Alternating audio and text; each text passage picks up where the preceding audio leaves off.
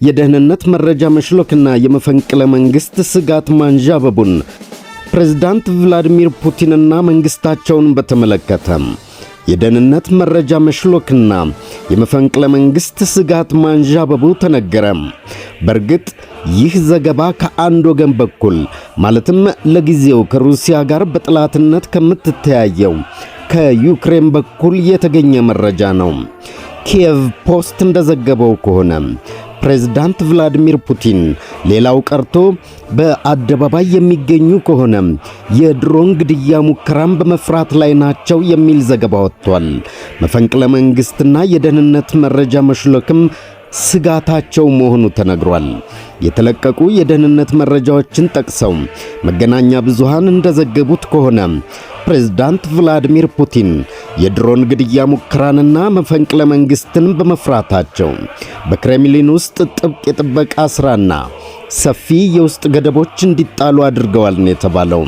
የግድያ ሙከራና የውስጥ ሴራ ስጋቶች በፑቲን ዙሪያ የጥበቃ ሥራ ተጠናክሯል። ስለ መፈንቅለ መንግሥት አደጋና በባለሥልጣናት መካከል ስላለው ውጥረት ስጋት፣ በደህንነት አመራሮች መካከል ያለ የውስጥ አለመግባባት ለከፍተኛ ባለሥልጣናት የተዘረጋ የተጠናከረ ጥበቃ እንዲደረግ ምክንያት ሆኗል። መረጃው ስለመደገፉ የቀረቡ ክሶችም አሉ። የሩሲያው ፕሬዝዳንት ቭላዲሚር ፑቲን ድሮንን ያካተተ የግድያ ሙከራ እንዲሁም ከሩሲያ የፖለቲካና ደህንነት ልሂቃን ሊሰነዘር የሚችል የመፈንቅለ መንግስት ሙከራን በጽኑ በመፍራት ላይ ናቸው የሚል ዘገባ ነው የወጣው። እነዚህ መረጃዎች የወጡት በሩሲያ ጉዳይ ላይ የሚጽፈው ኢምፖርታንት ስቶሪስና ሲኤንኤን ላይ የወጡ መረጃዎች እንደሚያመላክቱት ከሆነ ደግሞ የአውሮፓን የተጠናቀረ የደህንነት መረጃ ዋቢ በማድረግ ነው የዘገቡት። የአውሮፓው የተጠናቀረ የደህንነት ሰነድ እንደሚለው በክሬምሊን ውስጥ ያለውን ትክክለኛ ሁኔታ የሚገልጽ ሲሆን ከአውሮፓ የደህንነት ተቋም ጋር ግንኙነት ባለው አካል በኩል እንደወጣ ይገመታል። መረጃውን ያቀበለው አካል በአውሮፓ መንግስታት ውስጥ የመንግስት ሥራ ያለው ሲሆን ሰነዱ የሐሰት መረጃ ሆኖ ከተገኘም የሥራ ህልውናው አደጋ ላይ እንደሚወድቅ ተነግሯል። ኢምፖርታንት ስቶሪስ የመረጃውን ትክክለኛነት በገለልተኛ አካል ማረጋገጥ ባይቻልም አለ ሪፖርቱን ሙሉ በሙሉ መመልከቱን ይፋ አድርጓል። ኪየቭ ፖስት በበኩሉም የቀረቡትን መረጃዎች በገለልተኝነት ማረጋገጥ አልተቻለም ነው ያለው።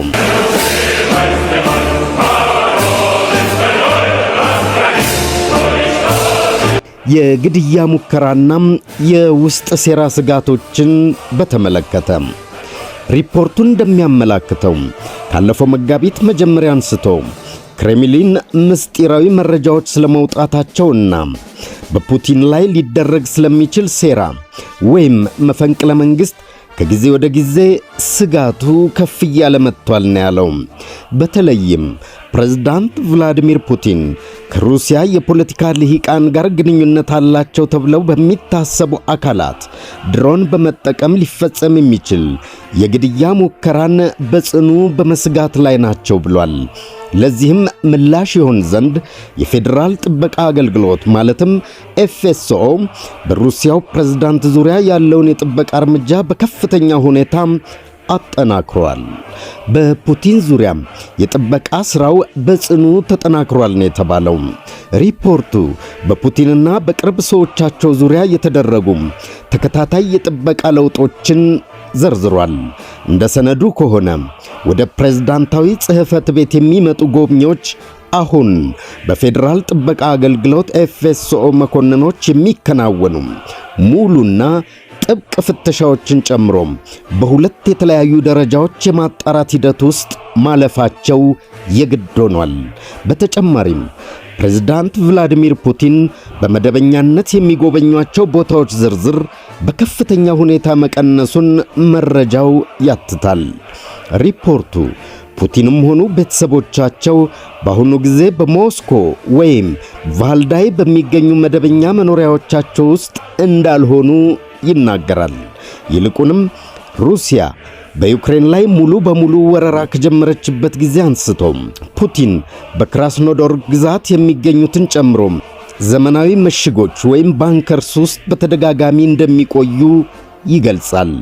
የሩሲያውያን መገናኛ ብዙሃን አስቀድሞ የተቀረጹ ምስሎችን እየተጠቀሙ ባለበት ሁኔታ እርሳቸው በእነዚህ ቦታዎች ለረጅም ጊዜ መስራት እንደሚችሉ ተነግሯል። በተጨማሪም አምና ከነበሯቸው ተደጋጋሚ ጉዞዎች በተቃራኒ በዚህ ዓመት ምንም አይነት ወታደራዊ ተቋማት ጉብኝት እንዳልተደራጀና በሞስኮ አንዳንድ ክፍሎች አልፎ አልፎም የኢንተርኔትና የመገናኛ ዘዴዎች መቋረጥ እንደሚደረግ መረጃው አብራርቷል።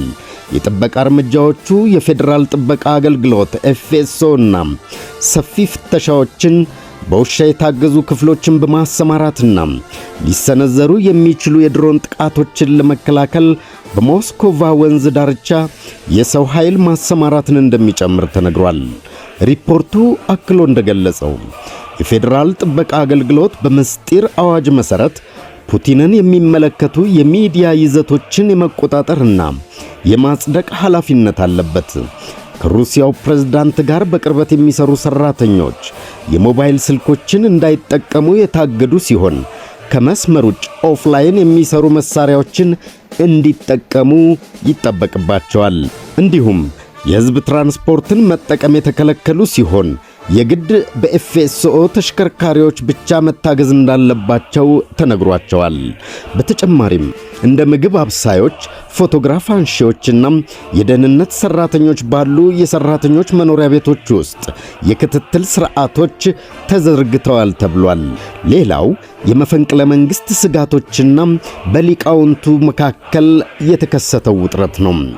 ሪፖርቱ እያደገ የመጣውን የውስጥ ውጥረት ከቀድሞ የመከላከያ ሚኒስትርና አሁን ካለው የሀገሪቱ የጸጥታ ምክር ቤት ጸሐፊ ሰርጌይ ሾይጉ ጋር የተያያዙ ሆነዋል። ሾይጉ በወታደራዊ አመራር ውስጥ ባላቸው ቀጣይ ተጽዕኖ ምክንያት ከመፈንቅለ መንግሥት ስጋት ጋር ግንኙነት እንዳላቸው ይታማል። እንደ ሩሲያ የምርመራ ኮሚቴ መረጃ ከሆነም የቀድሞ ምክትላቸው ሩስላን ጻሊኮቭ ባለፈው መጋቢት 5 በምዝበራ በገንዘብ ስወራና ማሸሽ ማለትም መኒ ላውንደሪንግ እንዲሁም በጉቦ ክስ መታሰራቸው በልሂቃኑ መካከል የነበረው ኢመደበኛ ጥበቃ መዳከሙን እንደ ማሳያ በሪፖርቱ ቀርቧል። ሆኖም ቀደም ሲል ከፕሬዝዳንት ቭላዲሚር ፑቲን የቅርብ አጋሮች አንዱ ተደርገው ይቆጠሩ የነበሩት ሾይጉን በግል ከማንኛውም ጥፋት ጋር የሚያገናኝ ምንም አይነት ማስረጃ እስካሁን አልቀረበም። ሲኤንኤን በ2023 በዋግነር ግሩፕ መሪ በዩቭጌኒ ፕሪጎዥን የተመራውን አመፅ በፑቲን ላይ የተደረገ የከሸፈ መፈንቅለ መንግሥት ሙከራ እንደሆነ ይገልጸዋል። የመረጃ ሪፖርቱ አክሎ ከፍተኛ የጦር መኮንኖች ደህንነት ላይ ያለውን ስጋት፣ በሩሲያ የጸጥታ ተቋማት መካከል ያለውን ውጥረት እንዳባባሰው ይናገራል። አምና በታህሳስ ሌተናል ጀነራል ፋኒል ሳርቫሮቭ መገደላቸውን ተከትሎ የጠቅላይ ኤታማዦር ሹሙ ቫለሪ ጌራሲሞቭ የውስጥ የጥበቃ ጉድለቶችን ለመወያየት የሀገሪቱ የጸጥታው ምክር ቤት ስብሰባ እንዲጠራም ጠይቀው እንደነበር ተዘግቧል።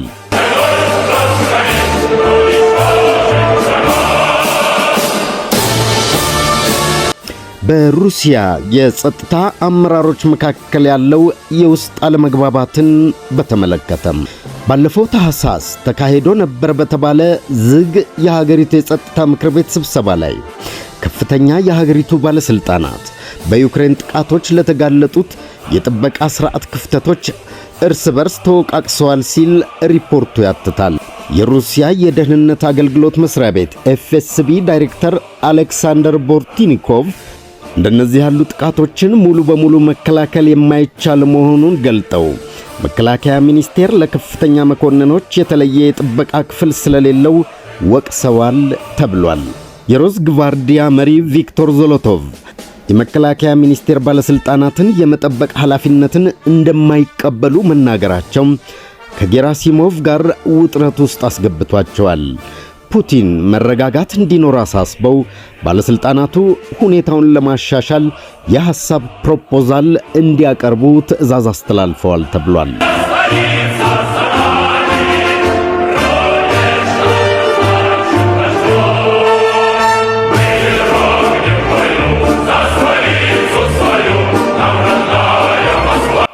ለከፍተኛ ባለስልጣናት የተራዘመ ጥበቃ።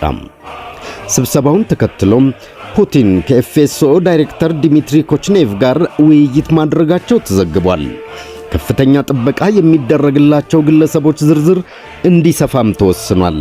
ቀደም ሲል እንዲህ አይነቱ ጥበቃ የሚደረገው ለጌራሲሞቭ ብቻ ነበር።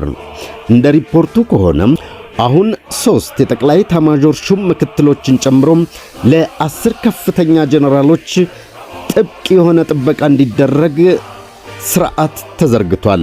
የማረጋገጫ ጥያቄዎችን በተመለከተ ኢምፖርታንት ስቶሪስ የተባለው ሚዲያ በሪፖርት ውስጥ ያሉት አንዳንድ ዝርዝሮች ገለልተኛ በሆኑ ምንጮች የተደገፉ መሆናቸውን ገልጧል።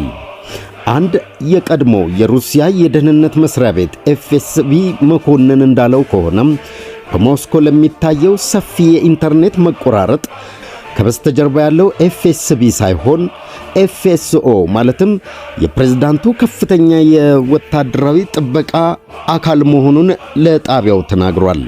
ምንም እንኳን ህትመቱ ቀደም ሲል ይህንን ለማረጋገጥ ሁለተኛ ምንጭ እንዳልነበረው ቢገልጽም ሚዲያው በተጨማሪም በሩሲያ የደህንነት አገልግሎት ውስጥ ያሉ በርካታ ምንጮች ስለ ሴራ ወይም የግድያ ሙከራ ከፍተኛ ስጋት መኖሩን ማረጋገጣቸውን ገልጧል።